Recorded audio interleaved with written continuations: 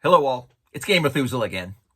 Well, I wanted to talk to you briefly now about Enlightened and to answer some of the most questions coming out now seem to be targeted at the monsters. I want to show more of that, but in the meantime, I'm trying to get as much information out to as I can. So back to today's video. In the rules, basically just tells you that at tier, this is how many hits they have, this is how much damage they take, and that's pretty much it. The reason, of course, is like everything else in this game, it's really being set up so you can use your own imagination and come up with anything you want. So what I'm going to do today is show you the basic framework, which you've already seen on what we set up the monsters at. I don't always use all of it. I'm going to then show you 3 kobolds. Now, I love kobolds. They're great creatures, especially if they have a dragon. And they're really fun. I enjoy them a lot. As far as the little goblinoid, fey-ish type creatures, I find them the best starters because, well, they're really not that tough.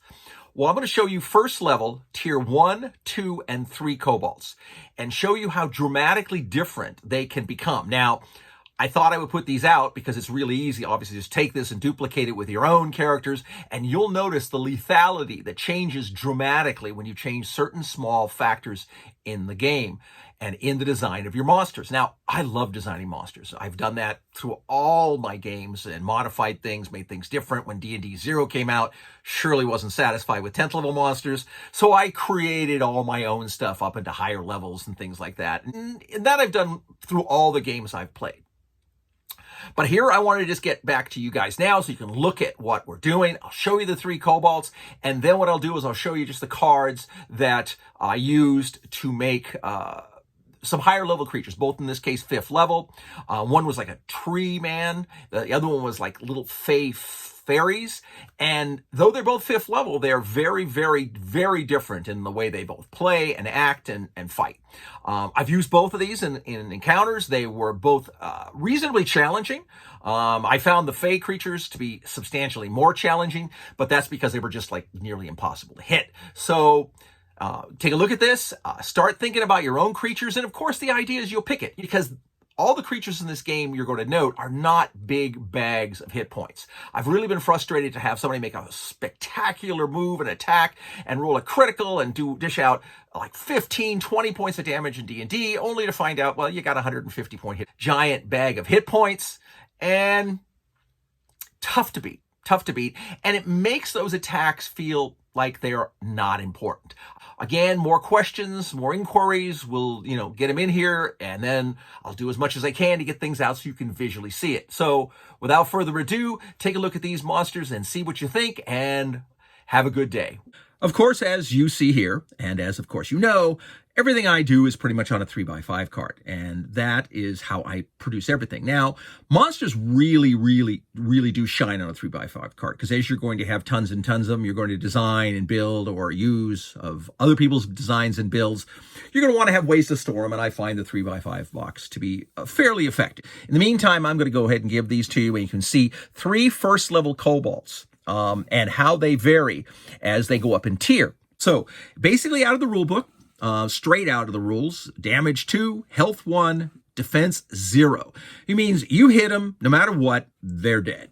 Their vulnerability is fearful, which means if you looked at their morale is 8, which I look at as not particularly high. Tactics or swarms, we haven't really got into, breaking that down yet, but the idea is that they're just going to throw lots of guys at you, try to surround you, and basically beat you to death. And as far as loot, they basically are carrying about 5 silver coins apiece. And they're special, and I gave them one, of course. Their morale goes to 12 if they're with a dragon. Standard kobolds. They love dragons. They worship dragons. They want to go to work for a dragon. And when they're with dragons, they are a lot less likely to be fearful of everybody. Okay.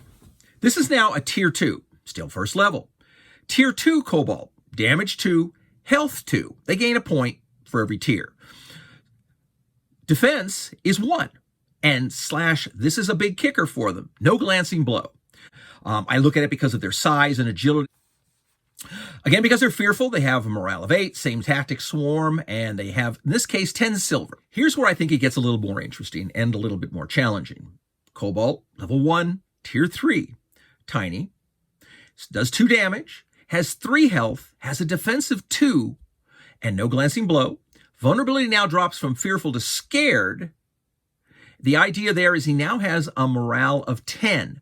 14 if they're with a dragon. They're not as likely to run. And if you throw things like taunt and like, they're also not as likely to be sucked in by your skills. And they will stick around in a fight longer than they normally would in other situations. If they're with a dragon, that number jumps obviously to a very high number, 14 being fairly strong. And obviously they go from there. They still have no glancing blow. That's kind of important here because now they have 2 hit points of defense and 3 health, which means if you hit them for 1 or 2 points and they suffer no glancing blow, they're going to kind of ignore that wound. That is kind of unheard of in the game.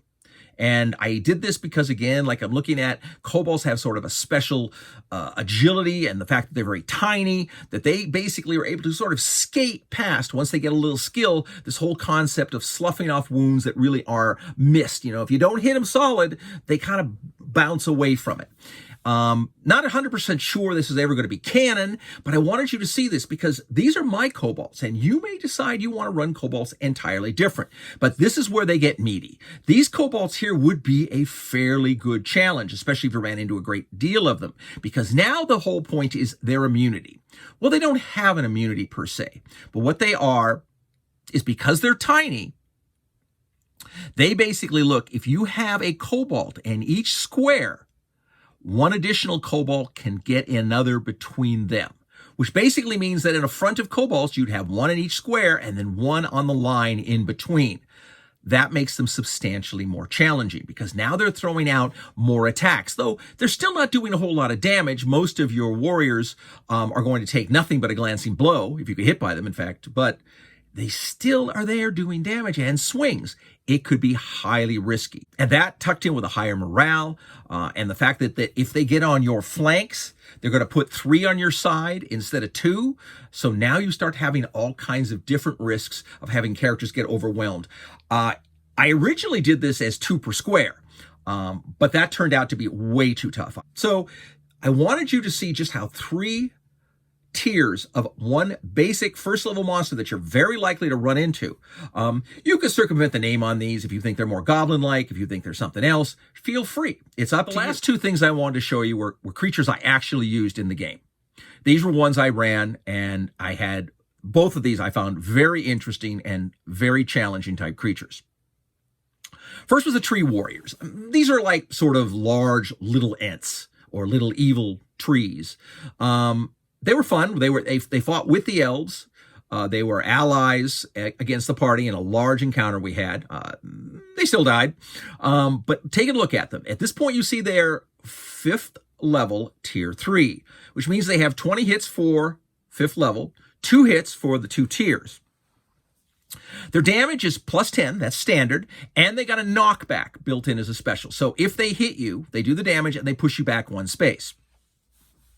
Now, their disadvantages are basically very, very slow. They sort of telegraph their attacks, so it's easier for you to defend, which means against these creatures, everyone getting attacked by them has an advantage die on defense. Makes it nice to not get hit, because if they hit you, they're going to do a lot of damage. And that was basically the point. The other advantage the monster has is they take half damage from all non-flame. So basically, if you're not fighting with fire, these guys are going to ignore half the damage. So if you hit them, they stop 4 with their armor, and then everything above that is halved.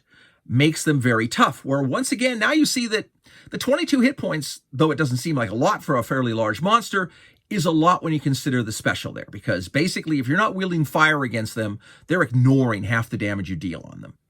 And they have 22 hits to begin with, and they stop 4 armors. You may not be doing much damage. And that could be a real problem.